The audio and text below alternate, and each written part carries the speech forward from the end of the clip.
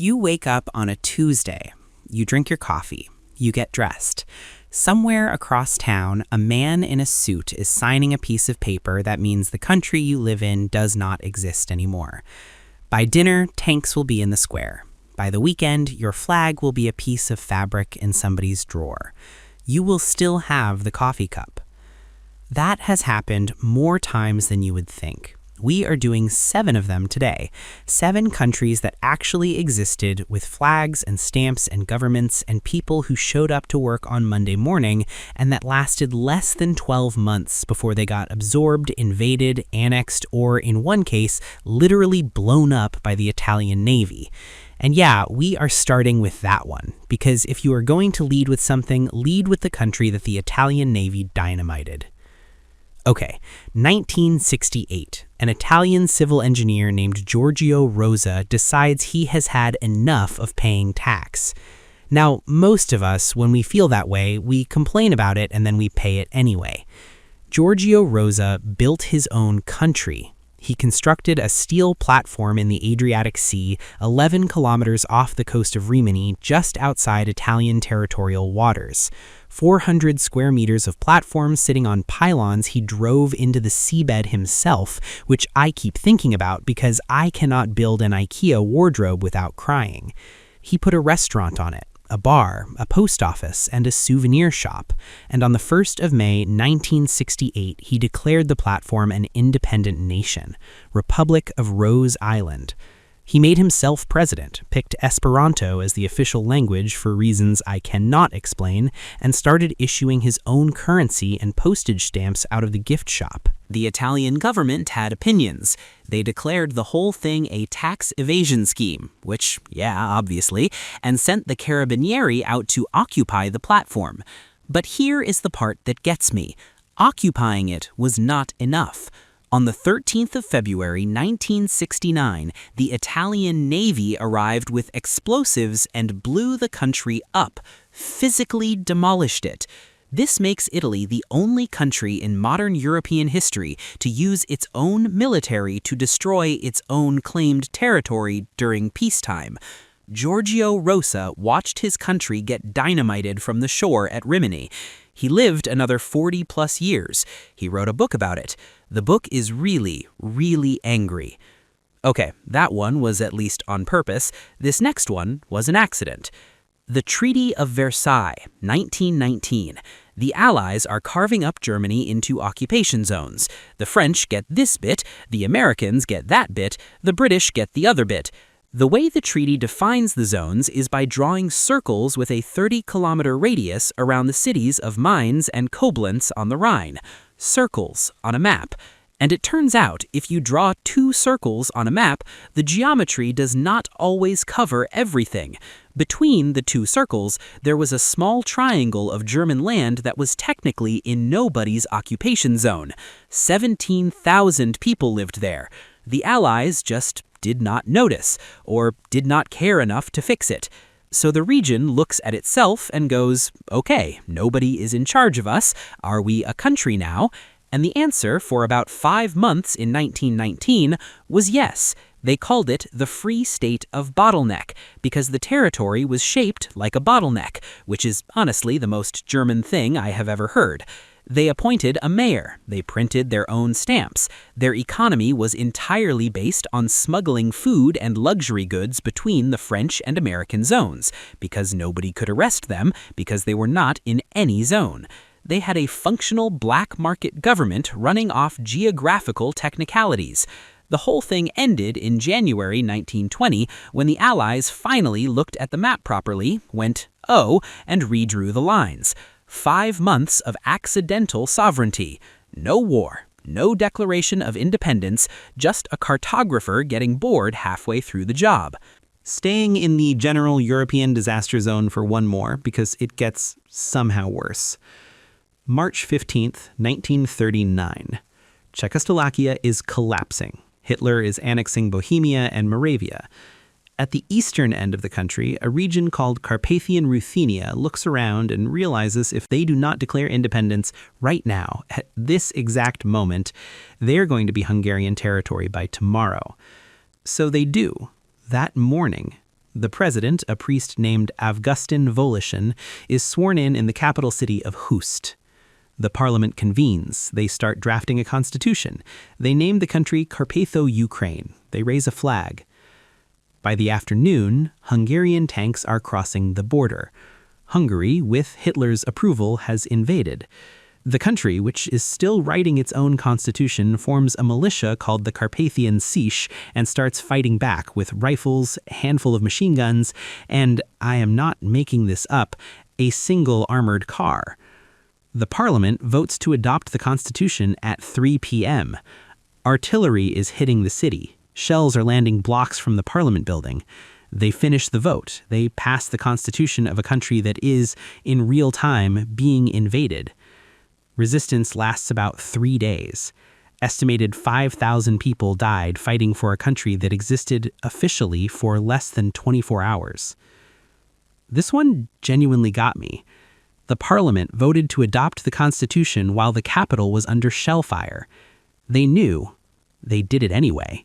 And it was less a country than a gesture, a thing they did so that when it was over, there would at least be a flag somebody had flown. Right, let me take you somewhere completely different. Entry 4. 1810. Spanish West Florida.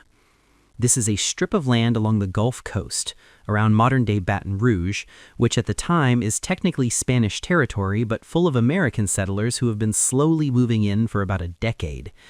These settlers are, to put it diplomatically, done with being governed by Spain.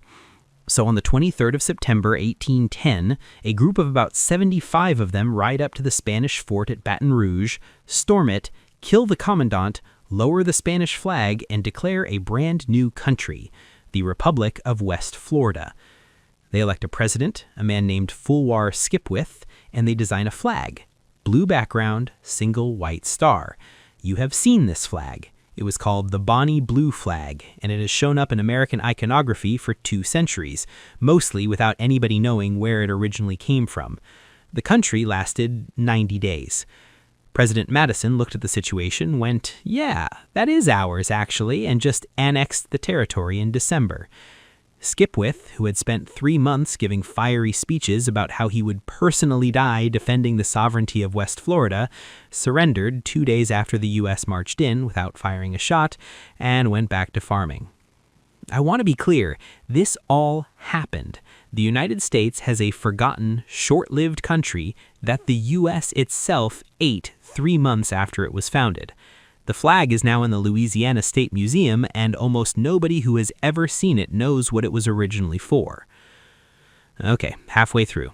Next one is quiet, fair warning. 1895. The Treaty of Shimonoseki ends the First Sino-Japanese War. As part of the treaty, the Qing dynasty cedes the island of Taiwan to Japan. The people actually living on Taiwan were not consulted. So on the 23rd of May, 1895, Taiwanese officials and local gentry declare the Republic of Formosa, the first republic in Asian history. They design a flag featuring a yellow tiger on a blue field, they print banknotes, they appoint a president, Tang Jing-song, and they send diplomats to the capitals of Europe and the United States to formally request recognition. Nobody answered. Not a single country. Not one. The diplomats sat in hotel rooms in Paris and London and Washington and waited for meetings that did not happen, because to recognize the Republic of Formosa would have been to pick a fight with Japan, and nobody wanted that. Meanwhile, back on the island, Tang Jing-song fled to the Chinese mainland 11 days after being made president. A commander named Liu Yongfu took over and kept fighting. Japanese forces landed in May and began methodically working their way down the island. The capital fell in October. The country lasted 151 days. The banknotes still exist. You can find them in museums and on auction websites. They are beautiful. A currency for a country nobody agreed existed, spent for 5 months by people who had nowhere else to go, and which is now worth significantly more than the amount printed on the note. Okay. Tonal shift coming, because this next one is genuinely stupid, and I mean that affectionately. 1972. An American real estate millionaire named Michael Oliver has a vision. The vision is a libertarian utopia with no taxes, no welfare, no gun laws, and no government regulation of anything whatsoever.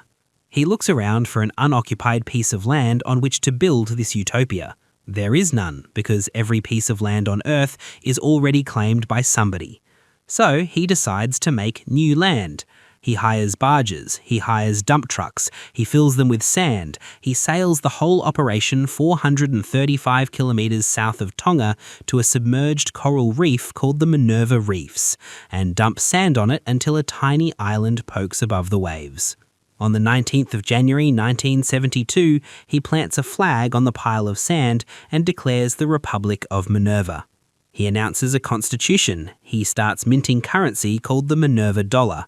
He is not joking. This is all real, it is documented, and there is a provisional president listed on the paperwork.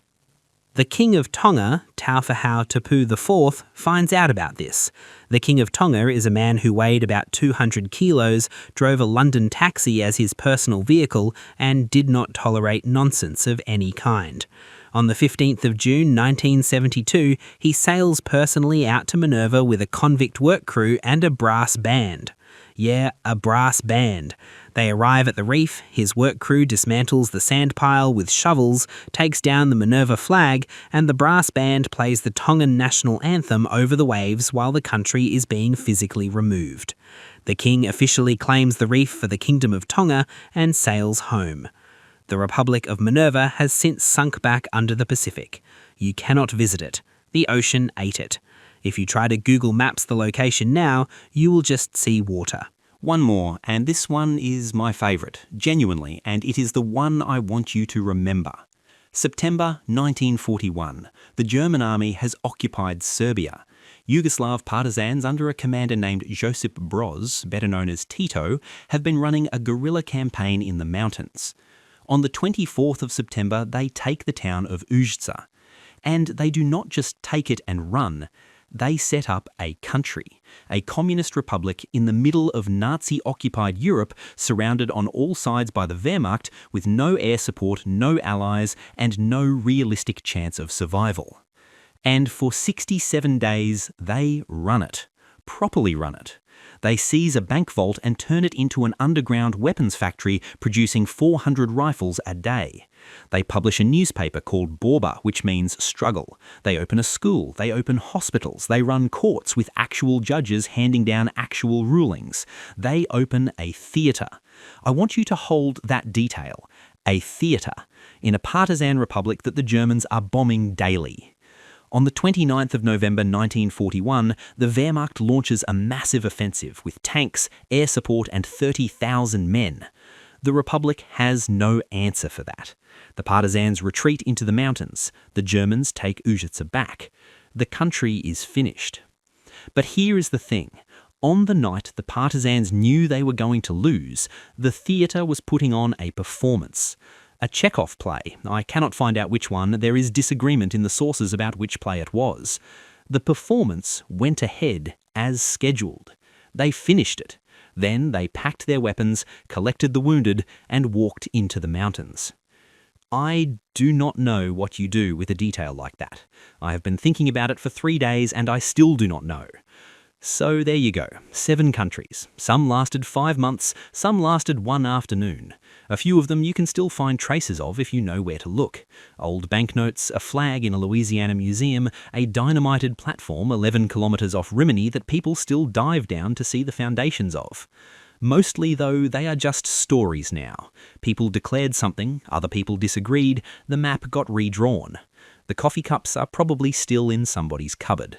If you want more of this kind of thing, I did a video a while back on laws that exist because one specific idiot ruined it for everyone, which is equally stupid and significantly funnier. Link in the description.